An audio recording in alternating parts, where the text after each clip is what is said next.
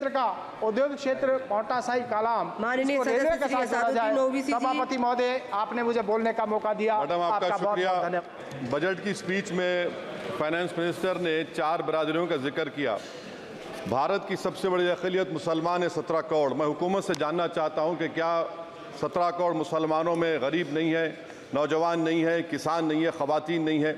वतन अजीज़ में सबसे गरीब मुसलमान है, सबसे ज़्यादा नाखवानगी मुस्लिम ख़वातीन में। AIDS और PLFS का डेटा ये बताता है कि मुसलमानों में सबसे कम असासे हैं और कंजम्पशन लेवल दूसरे मजहबी ग्रुपों के बनिस्बत सबसे कम है। तालीमी इदारों में मैडम 15 और 24 साल की उम्र में भर्ती एनरोलमेंट में मुसलमानों की सिर्फ 29%, शेड्यूल कास्ट की 44%, हिंदू OBC के 51% और हिंदू अपर कास्ट की 59% है। हायर एजुकेशन मुसलमानों का एनरोलमेंट सिर्फ 5% है। PLFS का 2018-19 का डेटा वेज एम्प्लॉयज़ बताता है कि मुसलमान 22% थे, 2022-23 में 15% हो चुका है।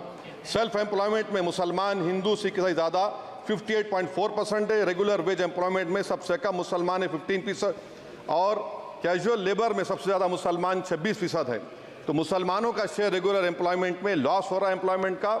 मुसलमान नौजवानों का ना रोज़गार मिलता है, ना तालीम के मौक़े, ना हुकूमत उनको कोई तरबियत सहूलत दी जाती है। मैं मोदी हुकूमत को एक मुसलमानों का एक अछूत बना दिया है, ना कोई सियासी नुमाइंदगी है, ना मुल्क की तरक्की में इनका कोई हिस्सा दिया जा रहा है। मैं मैडम, माइनॉरिटी वेलफेयर मिनिस्ट्री में 2023-24 में 38% की बजट में कमी कर दी गई, 5,000 से 3,000 करोड़ कर दिया गया। इस साल के बजट में सिर्फ चंद 100 करोड़ का इजाफा किया गया, मगर 23-24 के बजट के लेवल पर पैसे मुख्तसर नहीं किए गए। ये मोदी हुकूमत की बदनीयती और झूठा कमिटमेंट है, झूठा कमिटमेंट अक़लियतों के ताल्लुक से। तालीम के उस अक़लियती स्कॉलरशिप मैडम, अक़लियतों के गरीब तलबा और तालिबात को दी जाती रकम में कमी कर दी गई। 2019 में मोदी ने कहा था कि 1 करोड़ स्कॉलरशिप दिए जाएंगे, अब सिर्फ 58 लाख दिए जा रहे हैं। 47% अक़लियती एप्लीकेंट्स को हर साल स्कॉलरशिप से महरूम कर दिया जा रहा है। 10 साल से मैं कह रहा हूँ कि डिमांड ड्रिवन करो। डिमांड ड्रिवन के लिए सिर्फ 3,000 करोड़ की ज़रूरत है, मगर ये हुकूमत सच्चाई को और ईमानदारी से काम नहीं कर रही है। 2007 और 8 से माइनॉरिटी स्कॉलरशिप का नंबर इजाफा नहीं हुआ है। Pre matric scholarship madam, Kundu committee ने कहा कि मुसलमानों में drop out rate primary level पर होता है, तो हुकूमत ने 9th क्लास से प्री मैट्रिक स्कॉलरशिप पैसे दे रही है। NDMC की इक्विटी मैडम 800 करोड़ एक मजाक है। PMGAV के में 910 करोड़ दिए गए। सारी दुनिया जानती है कि जहां मुसलमान बसता है गांव में, शहर में, वो अंडर डेवलप एरिया है और आप मजाक करें ऊँट के मुंह में जीरा देकर। हज में 97 करोड़। हज कमेटी एक रुश्वत का मरकज बन चुका है। प्राइवेट टूर ऑपरेटर्स के एक लाइसेंस के लिए पैसे देना पड़ता है, बिल्डिंग सिलेक्शन के लिए पैसे देना पड़ता है, मीना मुजदलफा में कंपनी के सिलेक्शन के लिए पैसे देना पड़ता है। मैं हुकूमत से मुतालबा करता हूं कि उसको ख़त्म किया जाए और CBI से इंक्वायरी करवाई जाए। मोदी हुकूमत को अक़लियतों, बिल्कुल मुसलमानों से नफरत को ख़त्म करना पड़ेगा। मुसलमानों को उनका दस्तूरी हक मिलना चाहिए। आप कैसे विकसित भारत बनाएंगे अगर 17 करोड़ मुसलमान नफरत करेंगे? मैडम, पूरी स्पीच में फाइनेंस मिनिस्टर के बच्चों का जिक्र नहीं है। आज हमारे देश में 66 लाख बच्चे रोज भूखे सोते हैं। 46 मिलियन बच्चे स्टंटेड हैं मेल न्यूट्रिशन की वजह से। 25 मिलियन बच्चे वेस्टेड हैं। मासूम बच्चों की यह बदकिस्मती और बदबख्ती है कि एक शख्स चाय बेचकर वजीर आजम बन गया। LTC, long term capital gain tax madam, was decreased from 20 to 12.5%. However, the indexation benefit has been removed and won't apply to any property purchased after 2001. This will be detrimental to the growth of real estate, limit household capital formation and impact employment generation in construction sector. This change in LTCG is a quasi-wealth tax on household, particularly the middle class. Internship program madam, 5 साल में आप 1 करोड़ लोगों को intern कराएंगे, यानी एक company को 4,000 लोगों को ट्रेन करना पड़ेगा। मुझे बताइए, क्या ये बड़ी कंपनी का माने क्या है? It is unachievable. Will it be based on market cap, revenue, employee size? Maybe prime minister Modi is saying to Agniveer to do internship after 4 years of service in armed forces. Madam, 21 billion people have given up all hope and stopped looking for jobs. This brings down to 9% eligible population that is either employed or they're looking for jobs. Maybe finance minister can introduce a Berozgar tax and tax unemployed as well. No significant increase for social welfare, healthcare.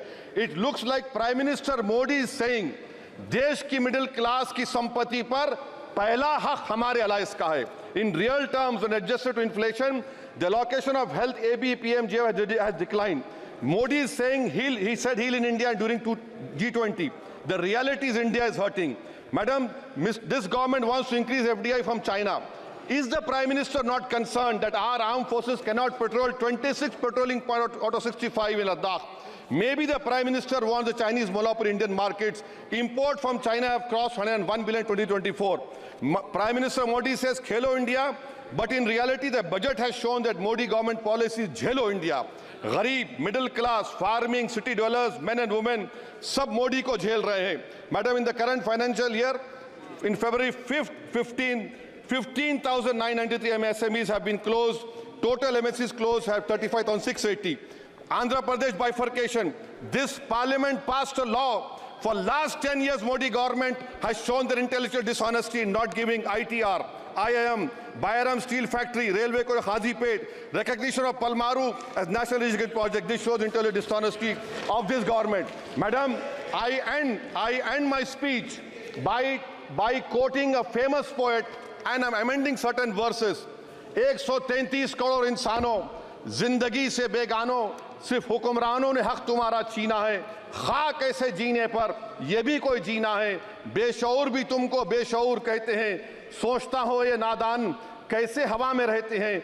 133 crore इंसानों, कब तक ये खामोशी?